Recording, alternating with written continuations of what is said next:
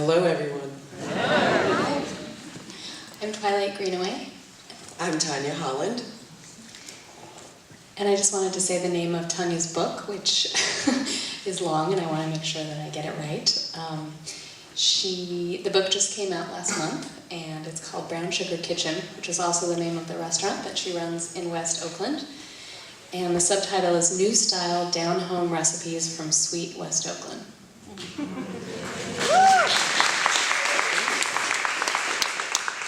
And there's a foreword by Michael Chabon as well, who Lance just acknowledged.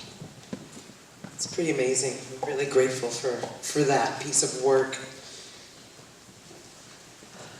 So maybe we should actually just start talking a little bit about Oakland. What brought you to Oakland, and what will convince you to stay in the Bay Area? I think I'm here to stay.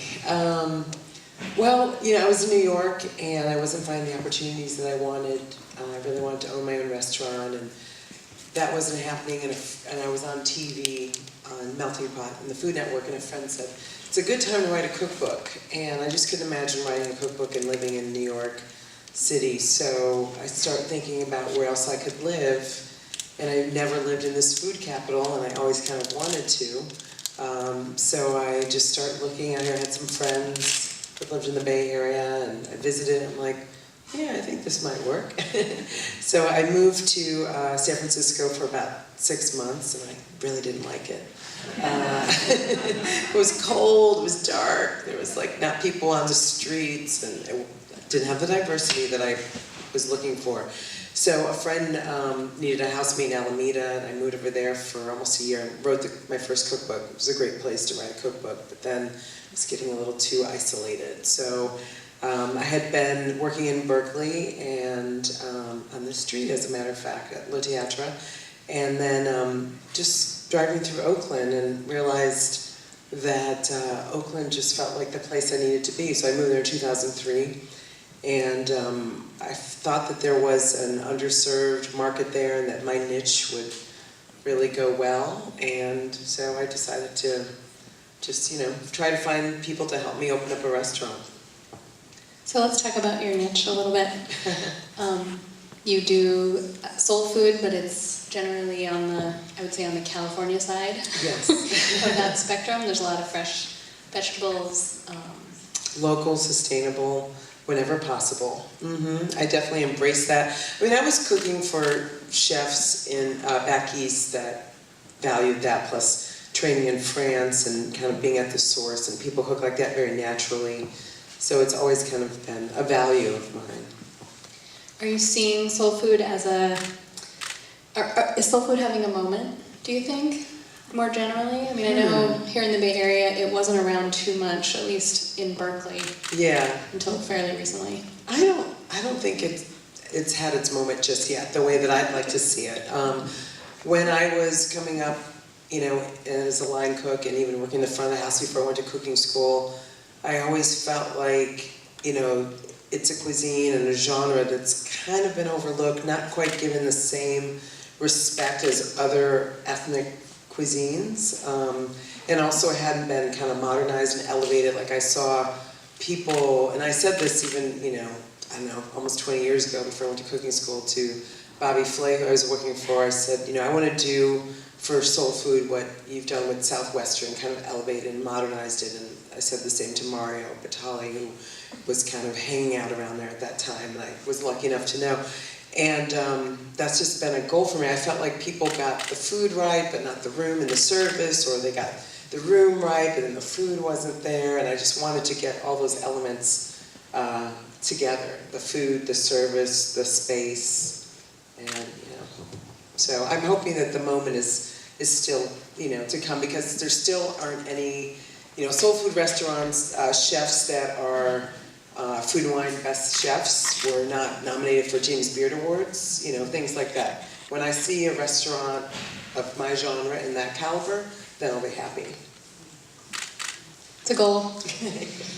Not necessarily my personal goal, but just I'd like to see one of the genre. Yeah, that makes sense.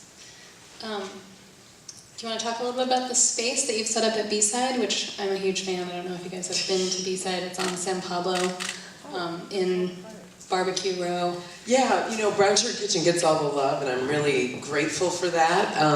But as most of you know, it's so small. I mean, I've just been chopping at the bit to have, more seats somewhere to feed people. And there's no room to expand in that building, as you can also see. And, have looked for other spaces to expand. But then we found this restaurant space on San Pablo, and it also had an office and storage space, which I really needed, but it didn't make sense to carry the Brown Sugar brand over there.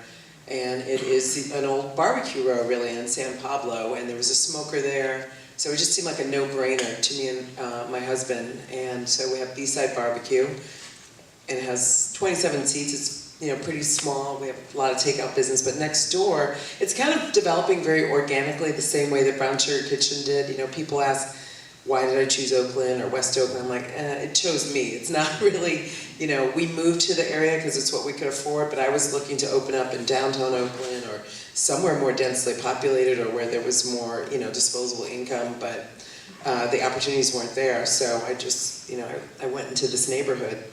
And then we have a space next door that we wanted to expand the dining room, and then we're like, well, the kitchen can't support it, so we'll do the bar. But now it's turned into a performance and special event venue called The Barn. It's just really been really fun. My husband started taking performance classes, so that kind of is what was the impetus. It's like, I need a place, and now we've had 3 shows, and so we're, So our Kamau Bell is going to be there. Exactly, totally sold out in like 2 days, which is great.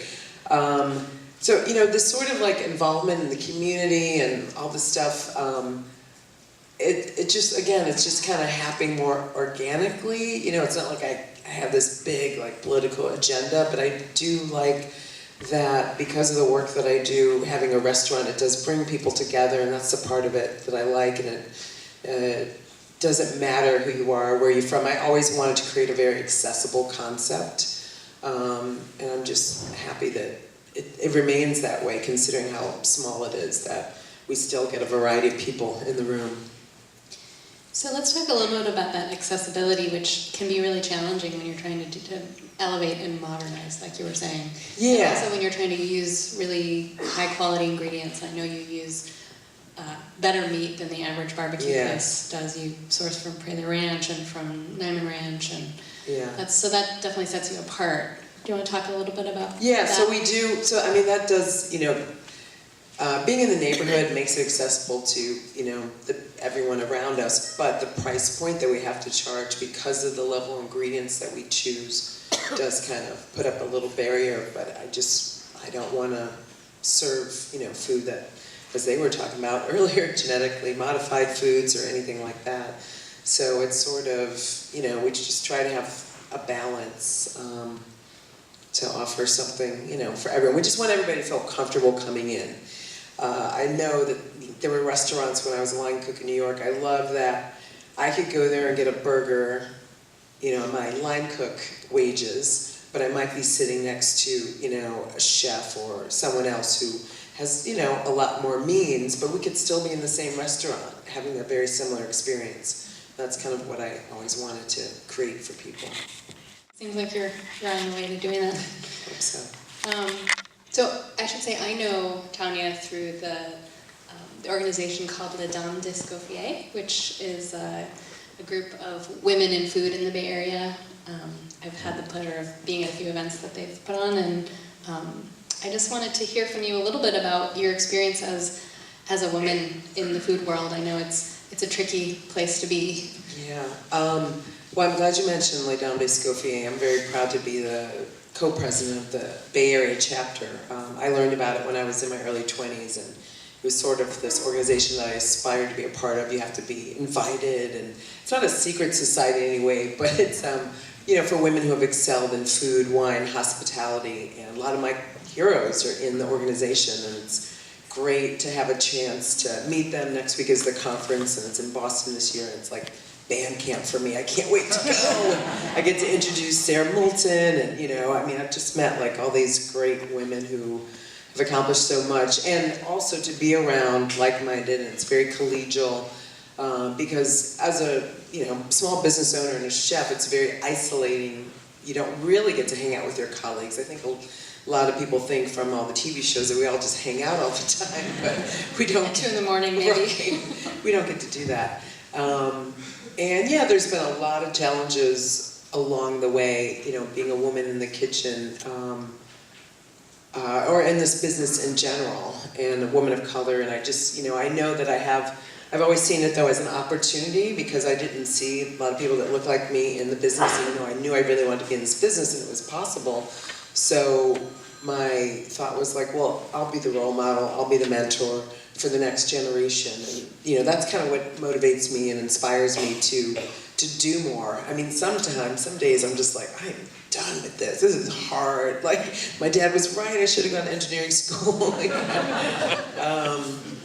But you know, I just love that the reach that I can achieve from being in this. And you know, I mean, we're lucky in the Bay Area. It's not as challenging for women. There are a lot more women that are established in the field, and again, that's great and inspires me. Yeah, just keep moving forward. You mentioned food television, which you've done a little bit, and that feels to me very sort of dominated by this male chef personality type. That's like, yeah. Well, it's interesting too. I mean, yeah, and I noticed that. I'm like, you know, I noticed that a lot of the men on TV are like in their chef's coats and they're chefs, and all the women are, you know, in their like regular clothes, even though they have great credentials and are accomplished and everything. And it's just like these subtle things, this subtle messaging that I see. There's definitely, you know, it's not quite an equality. And you know, when I was on there, I like doing television because even though television can be very dumb, there's a lot of smart people that work in television. And I really enjoyed all that sort of stimulation, memorization, and having to be on and just do a lot of coordinating. And my daily work day is not necessarily intellectually stimulating, because it's like, did you strain the stock? Did you peel the shrimp? You know, that's the conversations. It's not like, you know, we're talking about, I don't know, different things. But yeah, it's just interesting what is available. But so when I was on the show, you know, they would ask me, the producer would, you know, want me to be who I wasn't, and it was hard. Like, you know, they had this idea that I would be like, they asked me to do this soulful brunch, like with you and your girlfriend sitting around talking, and I'm like, did you want my really good friend Robin Apperstein to put on an Afro wig? Like, what did you, I mean, who do you think I am? Like, they have this, you know, and that's what they're still kind of, they're really, you know, I don't know. They're programming to, yeah, and they're programming to kind of an audience that's maybe, I don't know, not as sophisticated as we are in the Bay Area. Especially here. See how quickly I've been, like, converted? Yeah.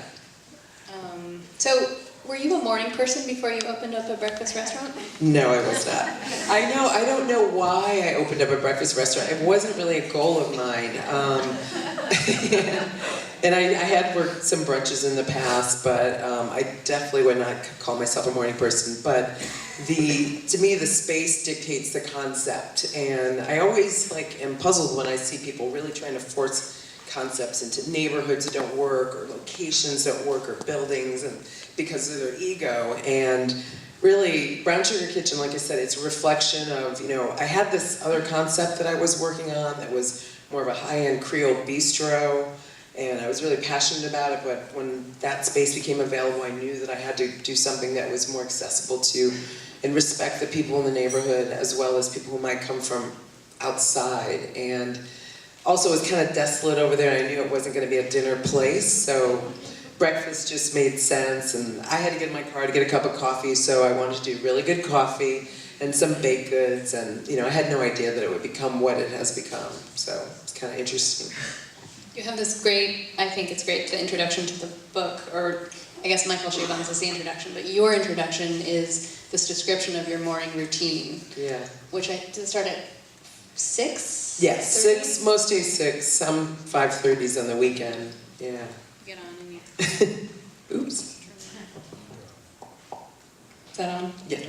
You get up and you turn on the fryers or you turn on the waffle maker and you put out the pans, and it sounds very meditative to me. It is. I mean, I like it. I like being there by myself.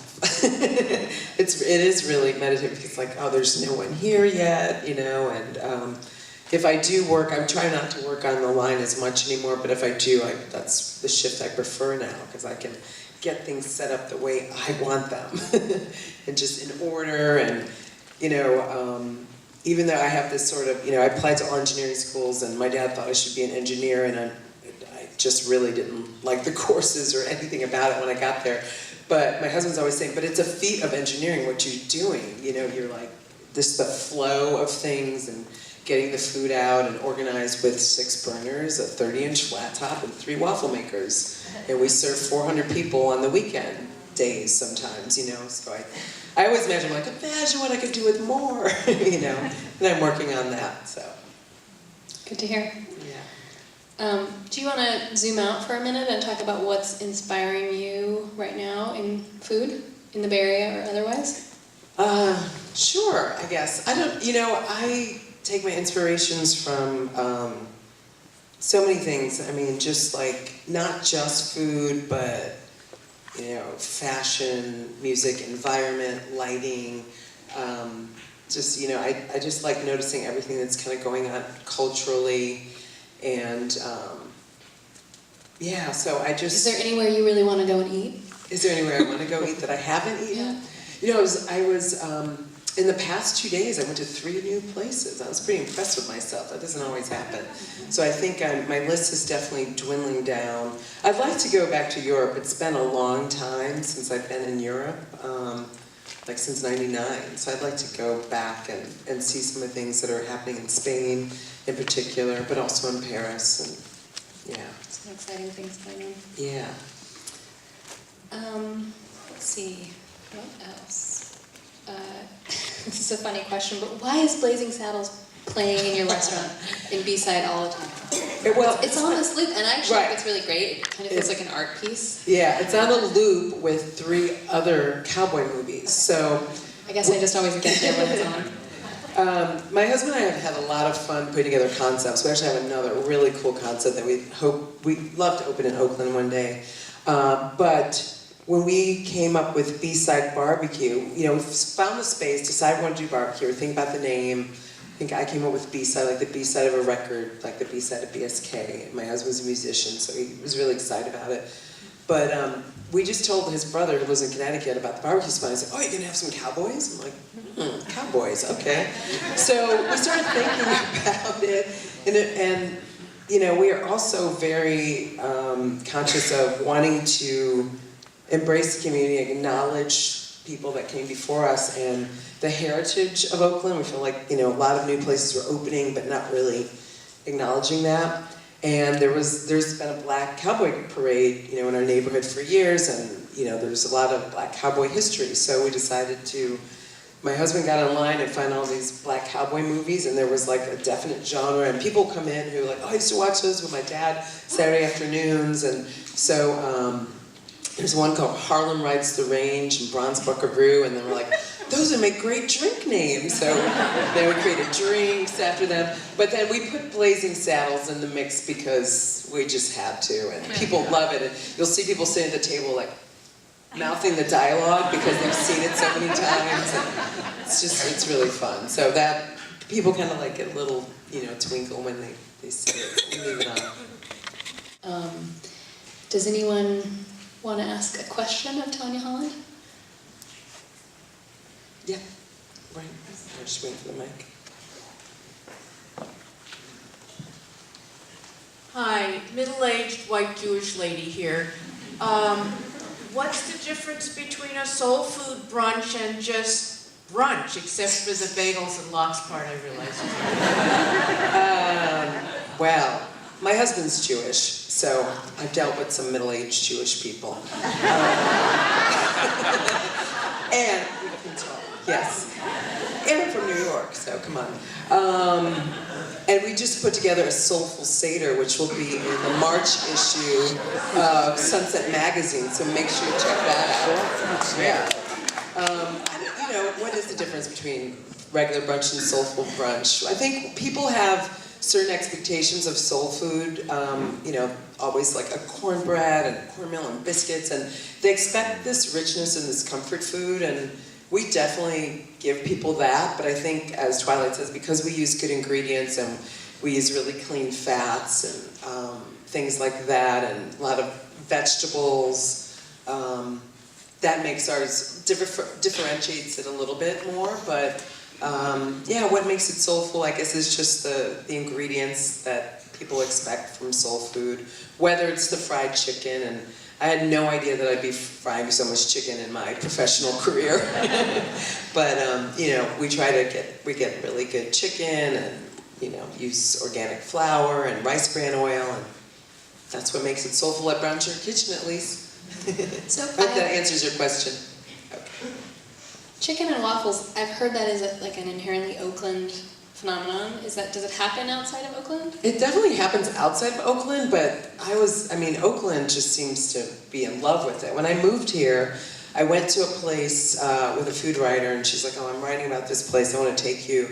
And I think she just needed a black friend for the day, frankly. But she didn't want to look out of place there, which is fine. I'm happy to be that person.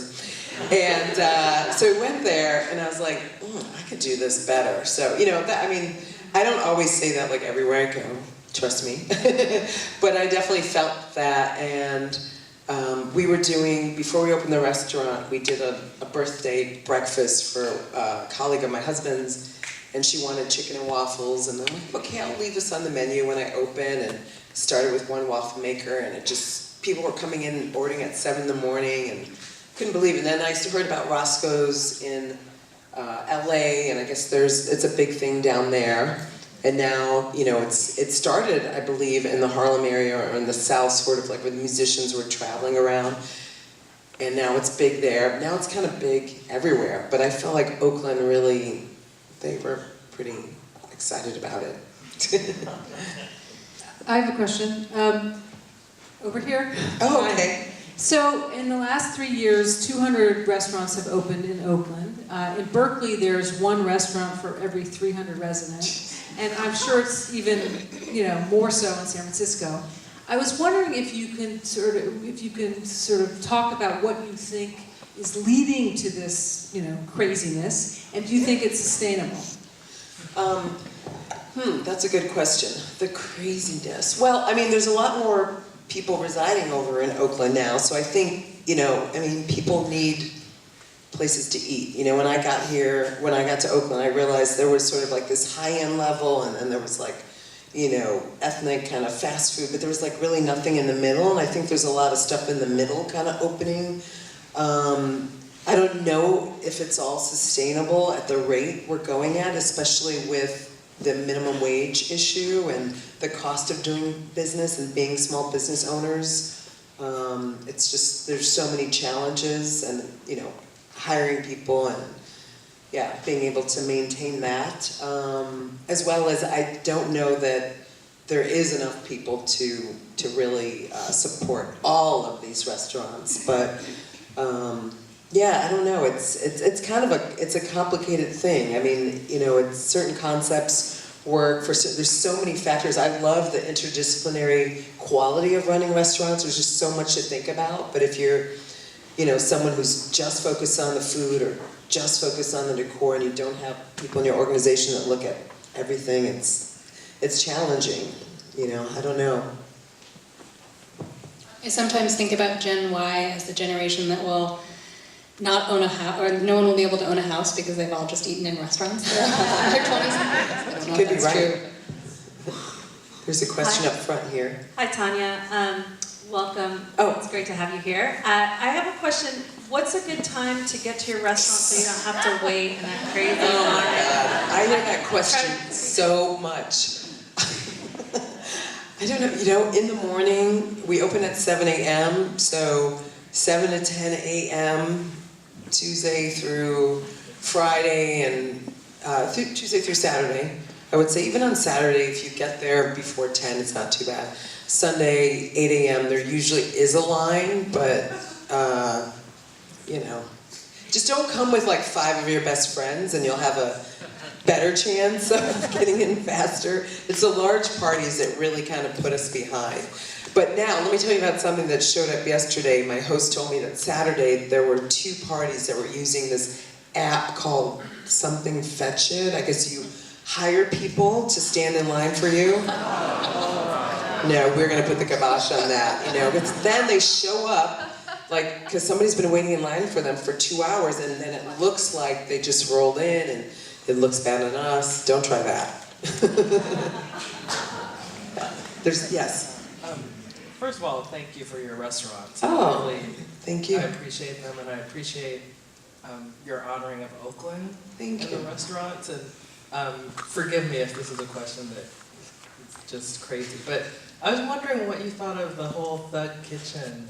The what? The Thud Kitchen controversy. I don't know anything about it. Okay, I'm sorry. Too busy working. Yeah, there's some things I miss every now and then. The Thug Kitchen. Oh yeah. I heard like little things about it. I don't really know. Sorry. Okay. Yeah. There was something I was going to say, but I can't remember now. Anyway, I just wanted to let people know that Oakland didn't really come out of nowhere for me, though. My parents met in Oakland. Yeah, my mom was living out here with her aunt, and she was trying to think of learning the hairdressing business. And my dad was in Oakland between college semesters selling magazines door to door, which is what they used to do back then to make money, and friends introduced them. So when I moved to Oakland, also it just kind of felt like home, kind of That's settling sweet. in. Yeah.